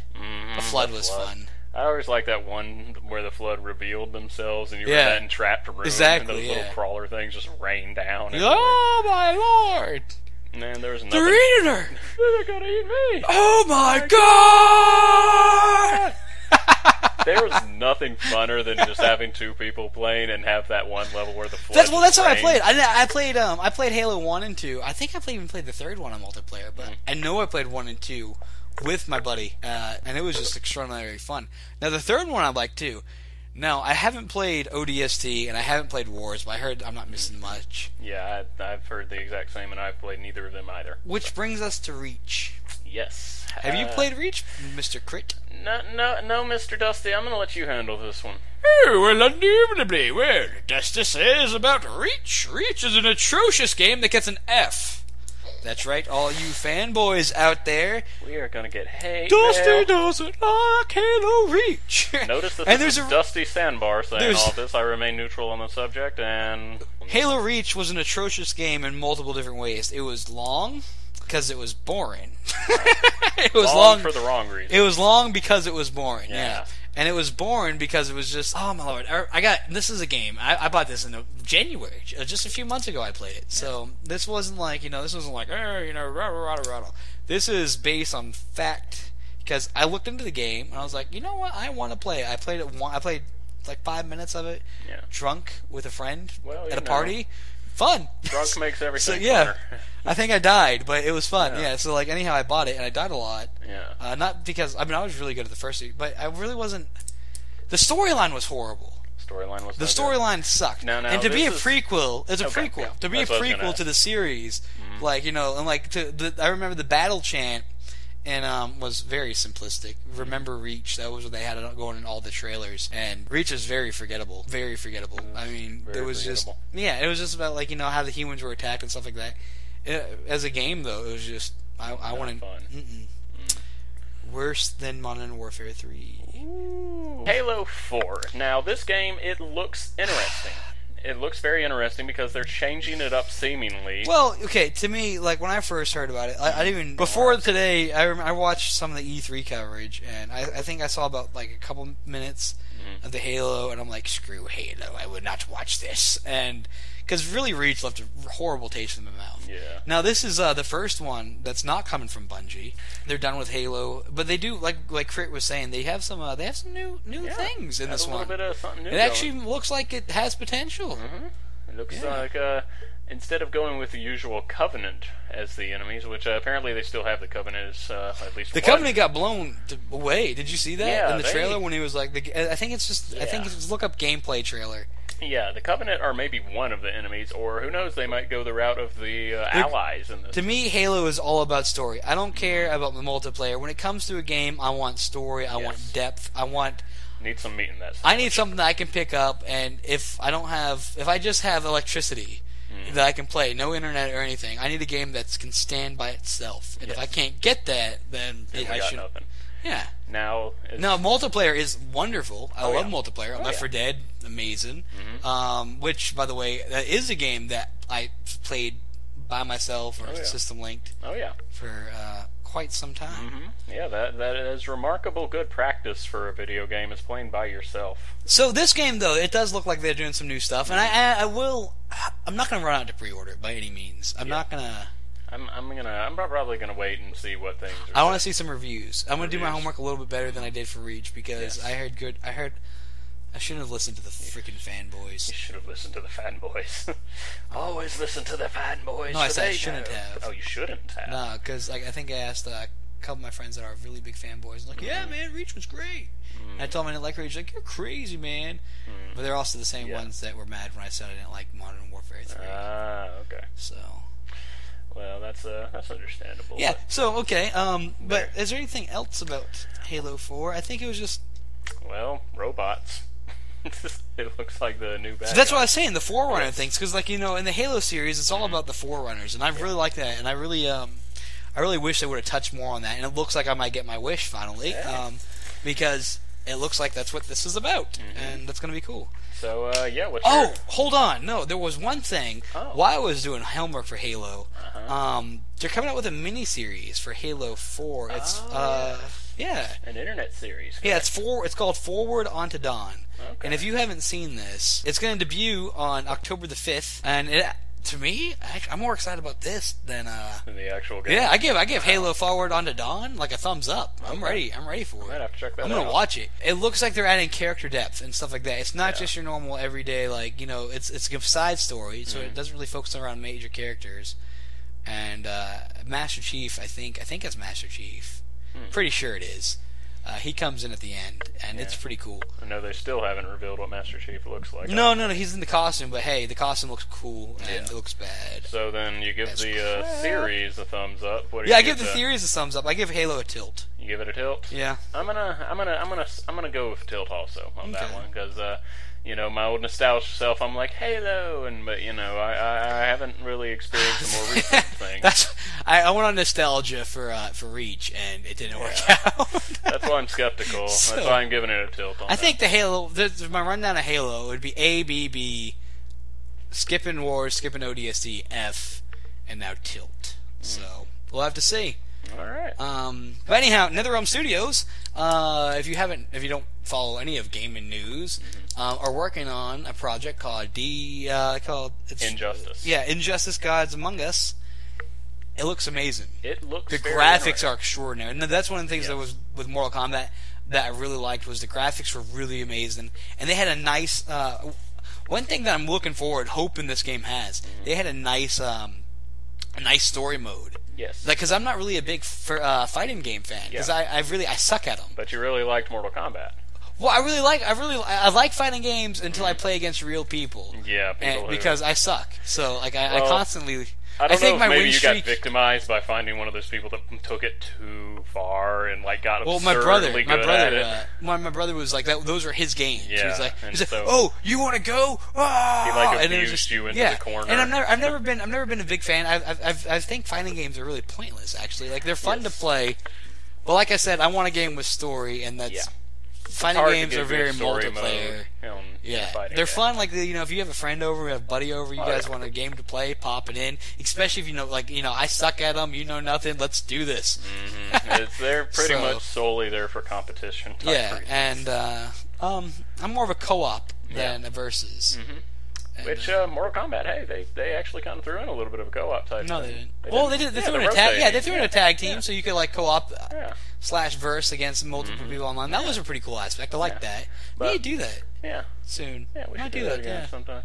But slightly off track, not really off track. The point I was going to make was I'm hoping to see a similar storyline mode that they did because that was a pretty good campaign. That was I don't know if it was 5 hours. Yeah, 5 to 6 hours. That was a solid campaign. Yeah, it was a nice campaign mode, and it was all fighting. But you got a nice range of the characters. You got a nice little backstories, and it was really nice. And I really hope they do that and incorporate that for Injustice: Gods Among Us because that would just be incredible. Yeah. That would, the look It has a very good look. Oh, I really, as far as research goes, I didn't find out much as far as like story mode or what the actual thing is, but it seems to almost kind of be hinting at that the heroes might actually not be the good guys for this. Well, I don't know. They're fighting against each other. Yeah, so I don't know. It's kind of interesting. And you have a lot of people in that game. Oh yeah, they definitely had a wide selection of characters, it seemed, for you to play as.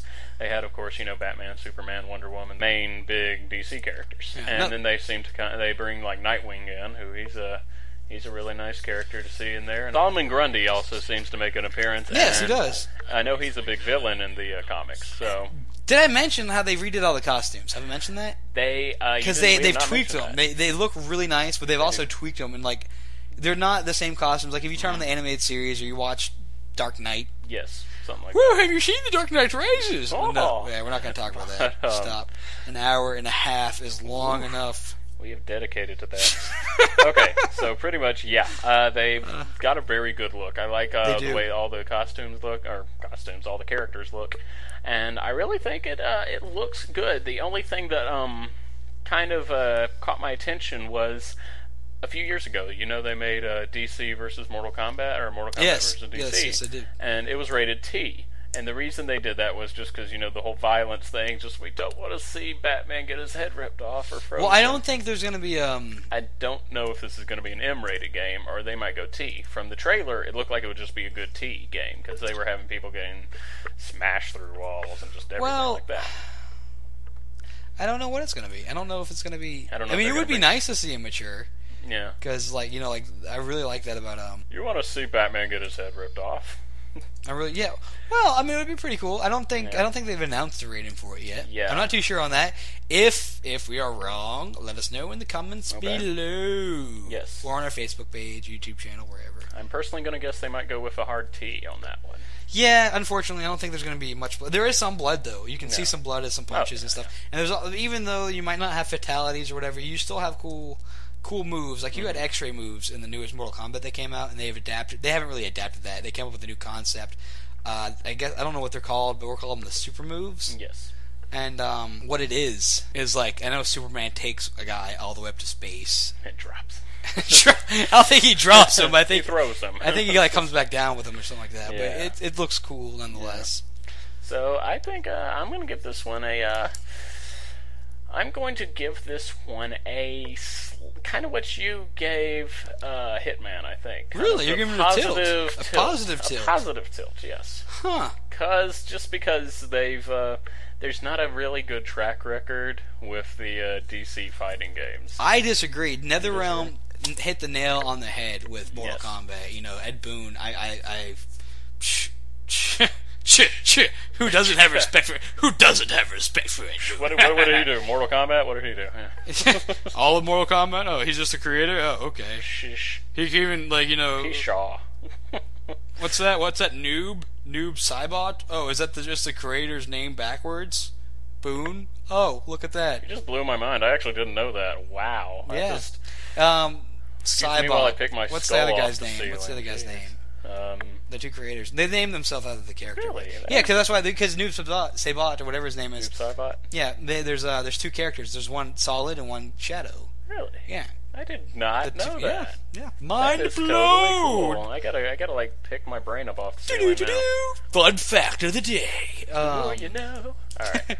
So I give it a positive tilt. Positive tilt. Okay. I disagree with you completely. It gets a thumbs up. Well, if I find out they don't have a story, I probably won't buy it. No, I probably would. I'll probably play, but I won't be as excited. Zombie U for the Wii U. Now this game, if you've seen the trailer, I love trailers. They are coming out good. The first really great game trailer I've seen in a long time was The Witcher 2. Look up that trailer. That's an amazing trailer. The second one would be Dishonored, the gameplay trailer that I referred to earlier, that if you haven't seen anything, or even if you have but you haven't seen that trailer, watch it for the love of God. Watch it, man. And also with the Zombie U, just look at the was it the teaser trailer? I didn't write this one down, but it's they're playing the British national anthem too, and you can tell Nintendo, ladies and gentlemen, has taken a turn for the better.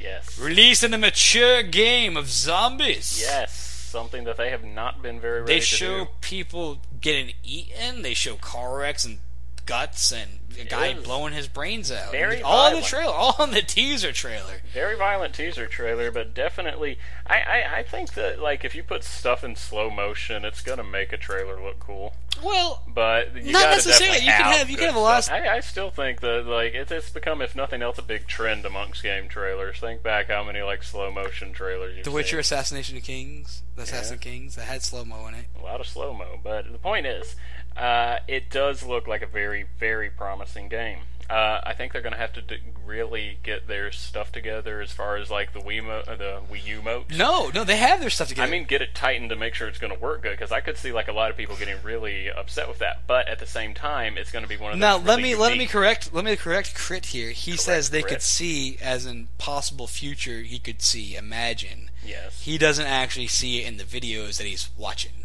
Am I right? You haven't seen anyone... No, I can see people get upset with it. That's what I said. In the videos that you watched? No, when it comes out and that's what I'm saying, though. Yes, I can see people getting tired of, like, all that and stuff. Like, I could see... No, I don't understand. People, what are you talking about getting, like, tighten with the controllers? I think that... I think they need to figure out and make sure it's good before they release it, because I could see. Well, I mean, that's the whole totally concept. New. That's you're saying that you're saying you should think. You're saying Nintendo. Hold on, I like this. We're going to talk about this for a second. Don't go anywhere. This. I think you're kind of misconceiving what I'm saying. Welcome to the hot seat with Crit and new segment, the hot seat. The hot seat. Yeah, the hot seat. Is that what's going to be an instant segment? Instant segment. Whenever a little feud like this comes up. Yeah. The hot seat with Crit and Dusty Soundbar. Yes. Okay. No. You're basically saying now. This is what I'm gathering. You're saying they have to tighten up the controllers with the new touchscreen controller, right? No, what I'm saying is I think they need to make sure that before they do release it, they have it way good together and everything is just working to a T, because you're something so unique and new. But what I'm saying is you're basically saying they should... You're not even just saying this specifically about this game. That's what I'm loving right now. That's what I'm getting on to you about. You're saying that, in order for the Wii U to come out, they better make sure that we use a tighter system. And that's what you're saying. I mean, no, that's what you're saying. It needs to be a tight system. Well, I mean, don't you think it needs to be tight? But don't you think if they spent like this long developing the system that it's not going to be tight? I mean, they've obviously. I don't know. They've obviously. Okay, the Wii. It started off. It was really good. Yeah. In fact, it launched with and then people started breaking their televisions. And then they concluded the strap. That wasn't and then they started fault. Like putting I said, ladies and gentlemen, I'm a die-hard Nintendo fanboy. You're getting it now. Okay, that wasn't Nintendo's fault though. Just because that was just stupid people's fault. They had to put a Surgeon General's warning on the system. Like, seriously, put the strap on your wrist. Your TV will get broken. You will hurt somebody. It's funny. Funny story about that. Stupid people. Yes, my brother actually was one of those. Didn't break my television. I had just bought a damn brand new controller because I only had one. I brought the second one. This was before Wii Motion Plus came out. Yeah. And I'm like, you better wear the wrist strap. He's like, I don't need that pussy wrist strap. First swing in tennis, it goes flying, hits the wall, and I'm like, oh Lordy. No! And to this day, you can wiggle it. Like you hear something. Something in there is something in there is broken. It's like Pac-Man, not Pac-Man. It's like Pong in the side of it when it's like. It's like it just clicks. Anyhow, no, this infuriates me though. You're saying that Nintendo needs to tighten. I'm saying that the system needs to be together because it's unique and new. That's what I'm saying. I'm just saying. My argument is, don't you think in the years of development making the Wii U, though it might be like a crappy title. That's my point. Crappy title as far as the Wii U. Yes. Okay. I'm referencing the system. The controls. I imagine there's going to be some issues, maybe at first, but no. From from the gameplay of that game alone, you can see how. The ingenuity in it and how it flows. The flow, it works. Looks good. It looks good. It works. It's a great concept. But will it perform good? It was performing. That's what I'm saying. It was performing. It looked. Oh, it can perform, but can it perform? Is that what you're throwing your hands up? No, what I'm saying is, what are you doing? What I'm trying to get across is, will the common gamer be able to pick it up and use it within, we'll say about an hour's worth of getting used to it. Yes, you know why? Why? Nintendo, since the GameCube, since the Wii U was launched in 2007, the whole Nintendo philosophy is we would like to play. And that doesn't mean that means they've. I don't know. Have you heard of this thing called the 3DS XL that's coming out? I've heard of it. Yeah. The Super DS, big, yeah. the DS XL that already came out. Yeah. Do you know why? Do you know why they've done that? It's not for the common gamer.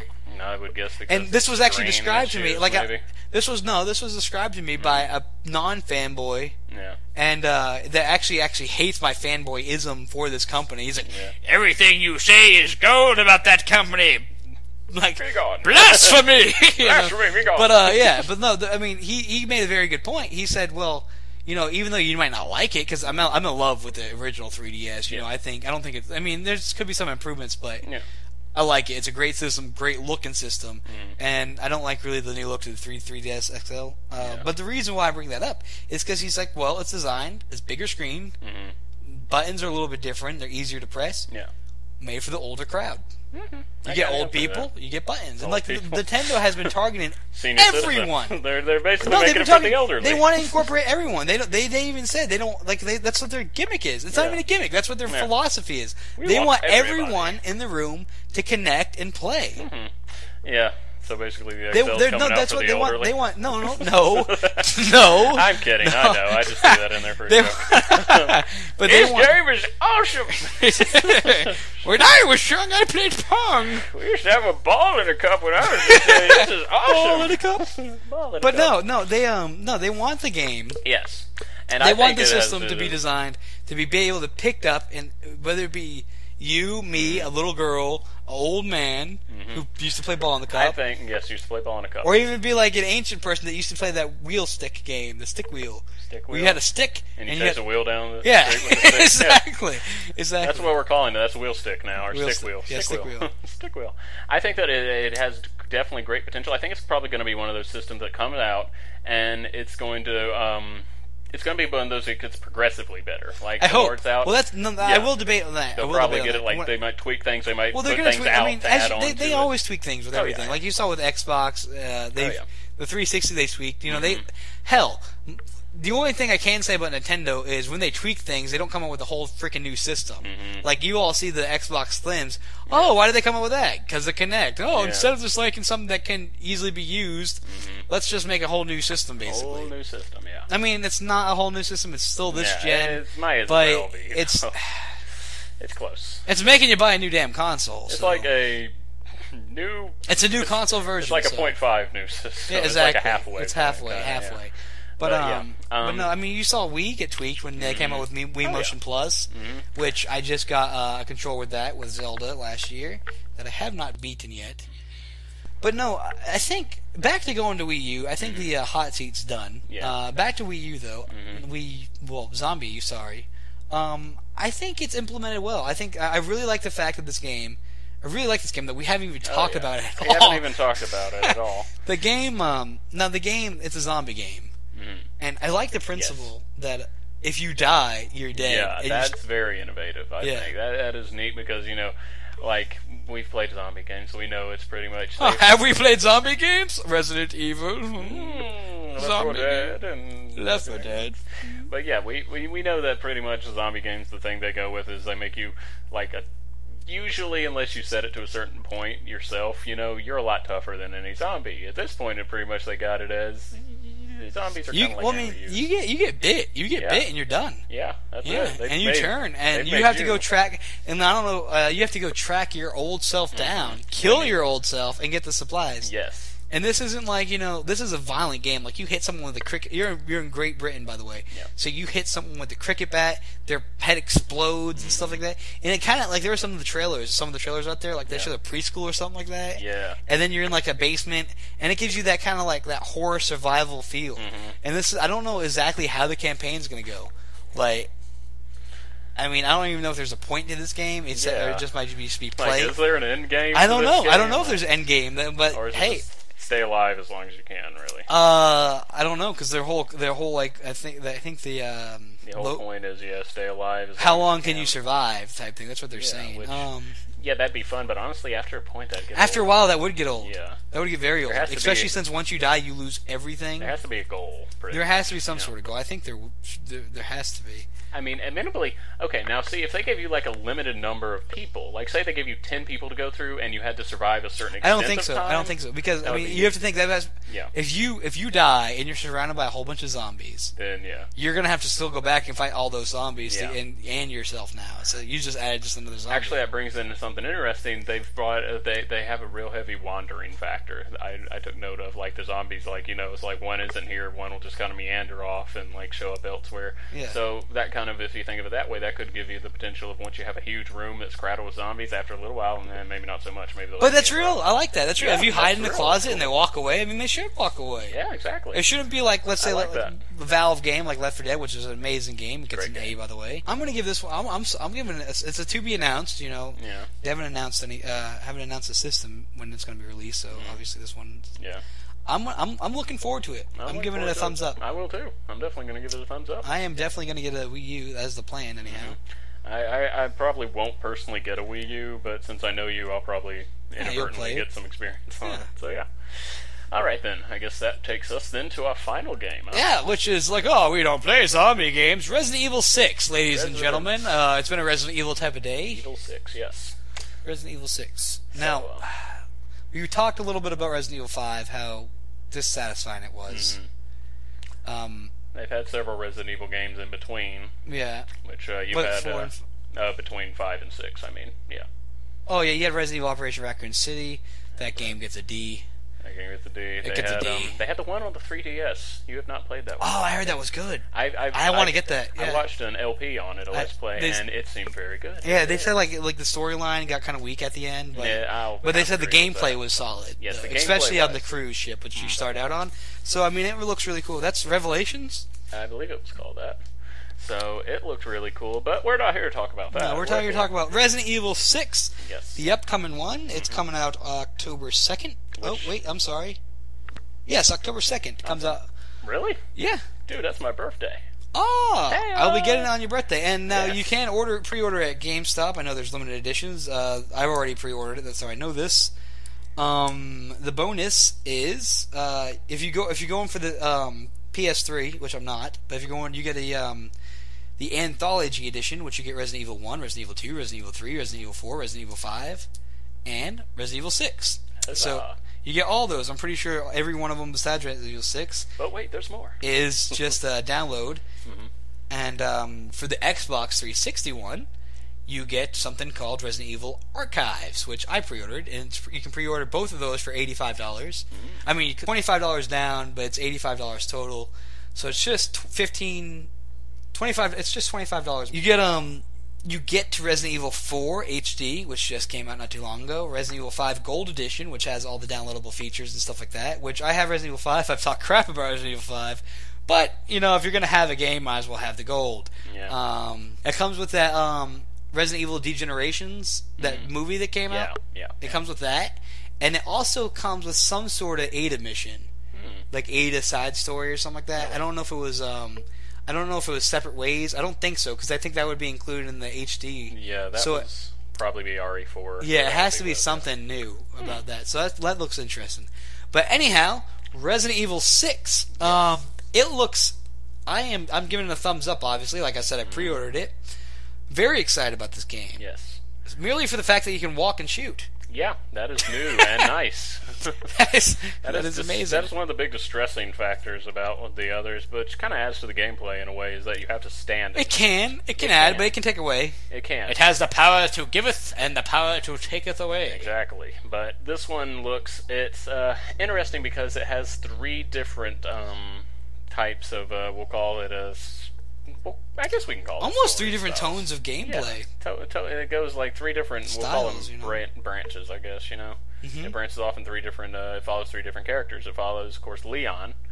It follows him, and he reportedly, from what I hear, is going to have kind of the more survival horror story. Yeah, it's kind of going back to the, I know you have to kill the president. Yeah. So I wonder if it's be... Ashley's father still. Yeah, because I know the final. I'm like garbage day. Just shoot his head off. And then as he died, I'm expecting this like loud pitch, Leon, to come out from behind me and ring through the air. But no. So yeah, he has. Let's go overtime, Leon. Dad's dead. No, that is just awful. Bad taste. Bad taste. Oh. Okay, so he gets the survival horror kind of mode, and Chris Redfield, he comes in, and he's, from what I heard, going to be more the action kind of thing. He's going to have sort of the action, shoot 'em up sort of thing. Yep. And then we have another character. Wesker's son. All right, and the third character is Jake, who is actually Wesker's son, it turns out. Yep, you have Jake, and you actually have his partner is the girl, and she is... You remember the doctor from the second one? The doctor? The doctor guy. He helped create the T-virus. Yeah. It's his daughter. So you have like you have the two the two bad main characters, children in this story.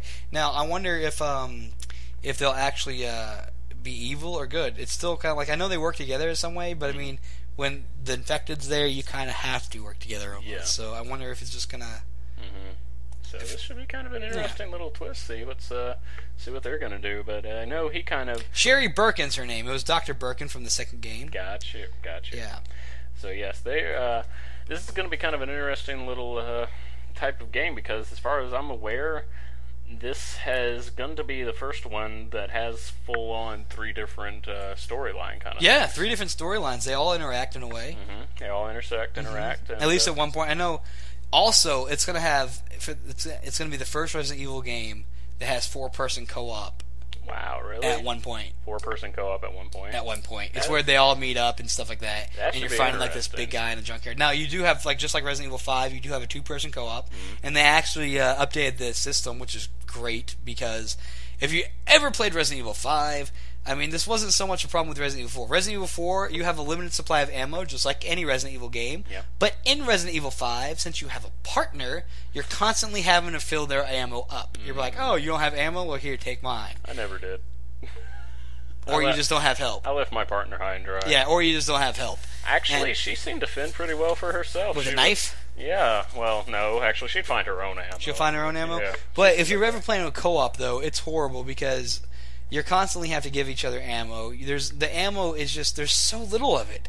There's so little of it. Like, I think you get like the most you'll see if you don't have special weapons is like, I think I have like 20 rounds on my pistol right now. I'm playing through it before Resident Evil 6 comes out, and I have like 30 bullets in my and my SMG. So I mean, it's just, it's horrible. And one of the things they changed in Resident Evil 6 is that, let's say, I kill you, you die, a little ammo comes up, I pick it up, guess what? You have ammo. Guess what, though? What? It's still there, and the other person can pick it up, and then when they pick it up, it's gone. Really? Yes. That's cool. Ammo for everyone! Yeah. Which it does a one per each thing. Which, that's how it should be. Yeah, that's not too bad. Goes back to early kindergarten, you know? Yeah. You get a cookie? I want a freaking cookie. Give me I want a cookie. No one ever pays me income. Aww. Commercials. Anyway, so yeah, this game looks very interesting. It seems that they've gone, as far as story mode goes, I really don't know that much revolving around. I'm trying not to look at the story. That's. I know little. We'll ruin it for you later. I know little tidbits, but I won't give anything away, just in case there's some folks out there who are listening and praying that we're not going to do any spoiling. We'll skip the spoiling. But, like we said earlier, monsters and bad guys seems to be like one of Resident Evil's big main points, and this one definitely doesn't seem to disappoint at all. No. This one, as far as I've seen, has a lot of new creepy crawlies. So, yeah. I'm definitely giving this one a hard thumbs up for sure. Yeah, hard thumbs up for me, hard thumbs up for Crit. Alright, so if you're not familiar with Random Banter or missed last week's show, what we are going to do is we just drew a random topic out of a bucket at this point that Miss Crit made for us, and they're just little words. It could be anything, such as football, beard, I don't know, just anything. And I like beard. I love lamp. Just random things, and we just have to talk about it. Or if we don't, it depends. Whatever we want to do, we can talk about it for as little or as long as we like. Okay, so the topic of the day, you know what? I drew it. I'm going to let you do the honors. You drew it and I'll read it? Okay. Today's topic of the day is upside down in my hand, but here we are. Cookies. Oh! Yes. This is very horrible. Alright, cookies. This is going to be good. That's the nature of random banter. No. This is horrible. The reason why I say that is not because I don't like cookies, but rather, last episode we did Kellogg. Now we're just like we're just obviously two fat people. Two fat guys coming up with a reason to talk about food. This is our big elaborate plan: make a whole podcast and then talk about food at the end. Yes. I gotta get that back. I gotta get those chips. Anyhow, see, now it's gonna seem planned. That's so cookies. Okay. What's your favorite type of cookie, Mr. What's my favorite type of cookie? Well, see, this is a little bit of a tricky subject because you can talk about the kinds of cookies like chocolate chip. No. Or, No. Okay, go ahead. Or Oreos No. and stuff like that. I knew you were gonna say that. No. Or Girl Scout. It doesn't matter. What is your ultimate favorite cookie all time, right here, right now? I have to go with classic chocolate chip. Classic chocolate chip. I like. This is just me. Mm-hmm. I over this classic chocolate chip. I like. Ooh. Oh my lord! Now it's a toss-up. Ooh. Oh my lord! You thought of something. Okay, I'm gonna make a new cookie. It's not even out there. Oh, okay, wow. A soft chocolate chip cookie with chocolate chunks in it, though, not the chips. A soft chocolate chunk cookie mixed with white chocolate chips and macadamia nuts. That sounds very good. That sounds delicious. We should go make that. Sound good. Like I said, two fat kids, ladies and gentlemen. Macadamia chunk cookie. You can't see it right now, but Crit is over there rubbing his nipples to the thought of bathing in my cookie idea. Which will be stolen by Nabisco. Yeah, they're going to find our podcast. And they will, Darn it, Nabisco, you better give us some credit. No! Or at least send a bunch of viewers our way. But, I want royalties, Nabisco. royalties, yes. But that was Random Banter. Yeah, that was Random Banter. So, let's see, I guess what's that take us to now? We have the weekly wrap-up. Alright, weekly wrap-up. Ladies and gentlemen, this has been episode 2. Thank you for tuning in today. Next episode, like I said, we typically our new program is to air on Fridays. That might change though with recurring guests. Mm-hmm. So you could either fluctuate seeing it at the very end of the week or at the very beginning of the week. But it's going to be at least once a week. Yes. And we're going to have some recurring guests coming up. I'm not going to say any names just yet. I know Ramblin' Fangirl is one. Yes. I know I said I wasn't going to say any names, but the other two, they're going to be a mystery. Mystery guests. Mystery. And we hope you enjoyed it. Please let us know what you think about the show. If you like us, if you don't like us, which segments you prefer. And as always, if you have any topic ideas, it's not that we don't have any ourselves, but we like to do shows that you like to listen to. But if you have any topic ideas, or you like what you think you would like to hear us talk about, feel free to send those to us at our email at therise_rises@live.com.